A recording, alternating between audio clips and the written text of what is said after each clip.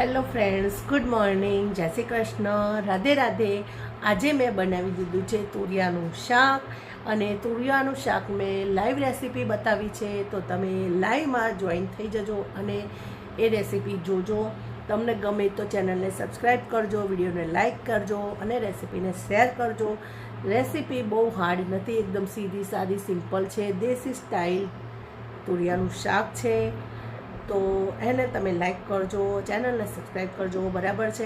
અને આજે આ વ્લોગ જે ઓલ ડેનો વ્લોગ હશે, તો આજે અહીંયાથી જ આપણે સ્ટાર્ટ કરીશું કે મેં તુરિયાનું શાક વઘારી દીધું છે, રોટલીનો લોટ બાંધી દીધો છે સેટ કરવા માટે, કચરા પોતા કરવાના છે, તો હવે હું એ કરીશ. અને અહીંયા મારા લોકીને હું તમને બતાવું છું કેવો બગીચામાં આરામ ફરમાવી રહ્યો છે. ચાલો જો લોકી બગીચામાં આરામ ફરમાવી રહ્યો છે, તમે જુઓ, એ શાંતિથી અહીંયા સૂઈ ગયો છે. અહીંયા તુલસી માતા સરસ રીતે એમનો વિહાર કરી રહ્યા છે. જો કેટલો મસ્ત મસ્ત પવન આવે છે, તો તુલસી માતાને પણ મજા આવે છે. મારી જો કેટલા બધા તુલસી માતા અહીંયા મારા ઘરે છે. અહીંયા તુલસી માતા છે, તમને દેખાઈ રહ્યા છે. અને અહીંયા મારા નાના નાના લીમડાના છોડ પણ છે, તમને દેખાઈ રહ્યા છે.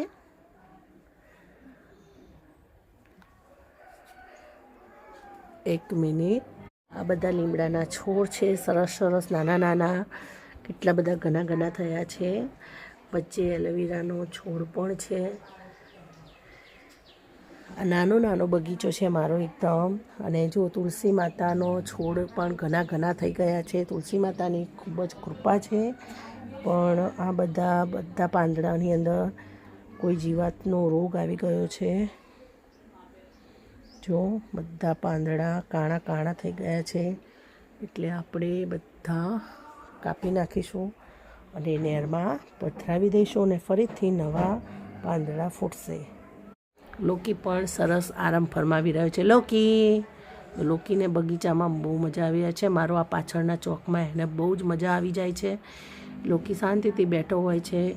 અને અહીંયા ઉપરથી જંગલી બિલાડા પણ આવતા હોય છે, એટલે મારે ઘડીએ ઘડીએ એનું પણ ધ્યાન રાખવું પડે છે. લોકી મારો લાડકવાયો છે. વૈસે તો મારી લોકી એન્જલ છે, બેબી એન્જલ છે, બટ મારે રાજ અને મિહિર બે દીકરા છે, એટલે મને આદત પડી ગઈ છે બાબો કહેવાની. મારી બેટી છે આ તો, મારી લાડકી દીકી લકી ચેમ. અને અહીંયા જો મેં ખૂણામાં નાનો નાનો આંબો પણ વાવી દીધો છે.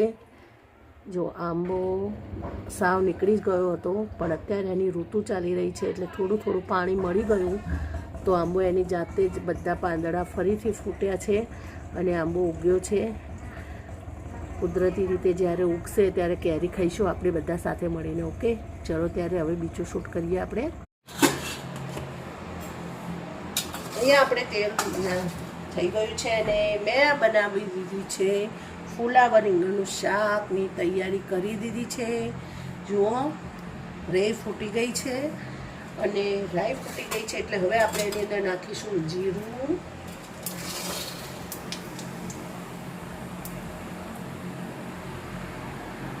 નાખીને આપણે નાખીશું હિંગ,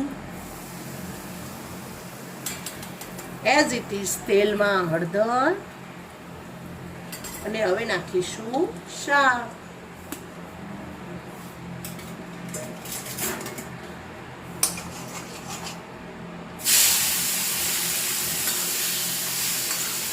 ફુલાવરને એકદમ મોટું મોટું કાપવાનું છે. આ શાક બહુ સરસ લાગશે. મોટા મોટા ફુલાવરના ગટ્ટા હશે તો ખાવાની મજા આવે છે. ગળી નથી જતું શાક ને સરસ મળે છે.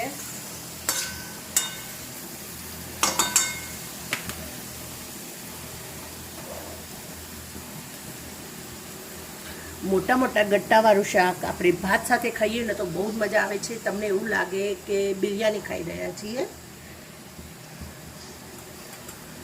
અને હવે આપણે એની અંદર એડ કરી દઈશું મરચું અને સ્વાદ પ્રમાણે મીઠું.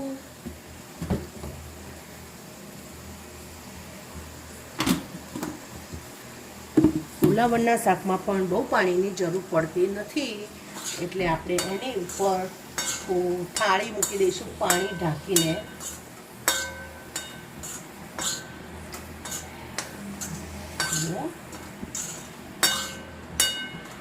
હવે પહેલાં થોડું ચડચડ થવા દઈશું શાકને. ચડ ચડ ચડ ચડ ચડ.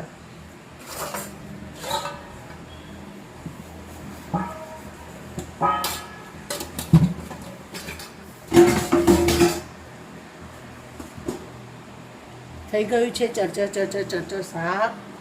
જુઓ આપણું થઈ રહ્યું છે.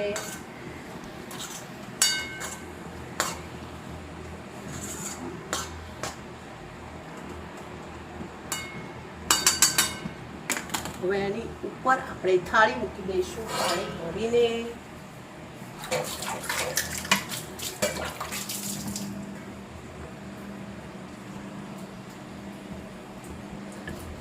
ફુલાવરનું વરાળિયું શાક.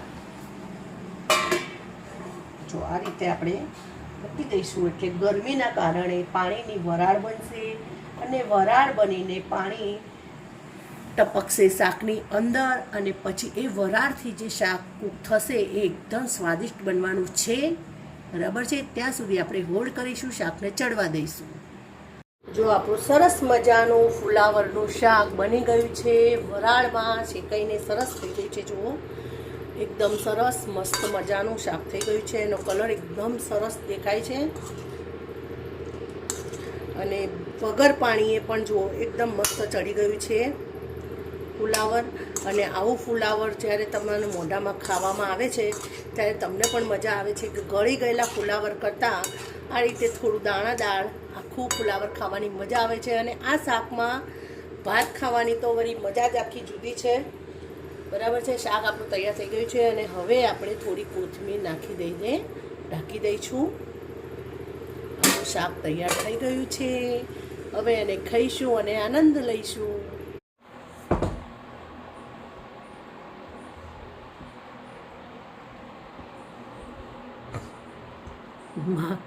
માખીને પકડવા દોડે છે.